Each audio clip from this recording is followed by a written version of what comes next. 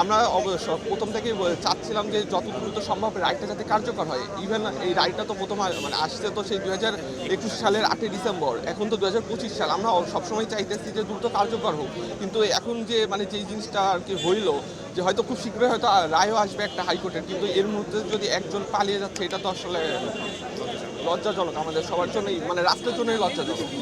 আমি মূলত জানতে পারছি যে হচ্ছে আজকে আমাদের হচ্ছে হাইকোর্টে যে আপিলের শুনানি চলতেছিল এই ফেব্রুয়ারির হচ্ছে 10 তারিখ থেকে, তো সেখানে আজকে হচ্ছে শেষ শুনানি চলতেছিল। তো সেখানে আর কি হচ্ছে যখন 20 জনের আসামি পক্ষের আইনজীবীরা হচ্ছে যুক্তি উপস্থাপন করার পরে তখন হচ্ছে বলা হয় যে হচ্ছে আর কেউ বাকি আছে কিনা, আরও 5 জন যেহেতু আছে, তো সেই ক্ষেত্রে হচ্ছে মানে একজনের হচ্ছে যাবজ্জীবন আছে, তার ক্ষেত্রে আইনজীবী দেয় নাই, আর 3 জন হচ্ছে আগে থেকে পলাতক ছিল। তো তখন আর কি আরেকজনের ব্যাপারে যখন জানতে চাওয়া হয় তখন আর কি রাষ্ট্রপক্ষ থেকে বলা হয় যে হচ্ছে যে সে হচ্ছে 5 আগস্টের পরে পালিয়ে গেছে। তো এই জিনিসটা